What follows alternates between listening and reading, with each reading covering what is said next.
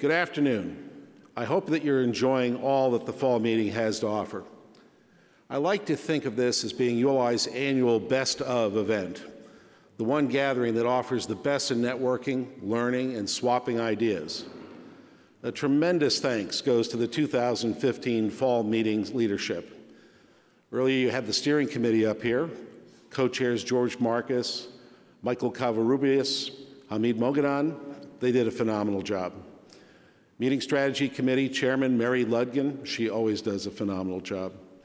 Host Committee co-chairs Michael Jameson and Amy Netches, and Sponsorship Committee Chair Connie Moore. Thank you for giving your time to make this meeting such a successful and meaningful experience for all of us. Let's give them a hand here.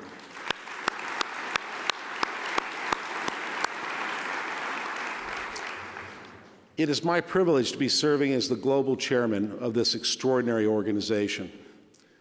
30 years ago, I was introduced to ULI by Claude Ballard, who at the time was my boss at Goldman Sachs, and who was then serving as the ULI chairman. The ULI Claude chaired was much smaller and more limited in reach than the ULI that I'm now fortunate to lead. But one thing has not changed, and that is the power of member engagement. Claude believed fervently, as a ULI member, the more you participate, the more you will gain, and the more that ULI will benefit as a result. I learned from his example, and as chairman, I am committed to helping ULI flourish through greater member involvement. The active participation of our members is changing how ULI is growing. Over the past several years, our institute has evolved from a highly centralized, mainly US-focused organization into one that is much more decentralized and more global in nature and influence. Under the leadership of my predecessors, Jeremy Newsom, Peter Rummel, and Lynn Thurber, we have in place a governance structure that better reflects the new direction of ULI's growth, particularly in terms of the prominence of our district and national councils. My goal is to build on this momentum, ensuring that ULI is fully responsive to and guided by our members, both locally and globally. I want to share with you the 3 priorities that will guide my chairmanship of ULI. Each is based on ULI's core strategy, which is the creation of an adaptive, decentralized global knowledge network connected by an integrated system that creates and distributes content to the Institute's membership. My first priority relates to ULI's global expansion. Prior to the recession, we were focused on creating a governance system that would enhance ULI's ability to be a truly global organization. We were off to a good start in making ULI more than a US-based group with offices in Europe and Asia. But the downturn put our plans on hold in terms of how ULI operates across different regions and cultures. Now it's time, in fact, it is past time, to pick up where we left off. This means putting in place a structure to foster more opportunities for member engagement and leadership in markets around the world. It means delivering content in a way that meets the needs and desires of members in very different markets and regions. The world of real estate is not waiting on ULI to be global. Ours is already a globalized industry, and to remain relevant as an institute, we must be a fully global organization. My second priority is to enhance ULI's capacity for knowledge sharing through all of our member networks. ULI's impact on the world is the impact of our members out there every day, making people's lives better through better communities. The only way to strengthen this impact is by improving the ability of members to share what they know. There's a tremendous amount of knowledge being exchanged at the district, national, and product council level, and of course at all ULI meetings. The fall meeting itself is a prime example.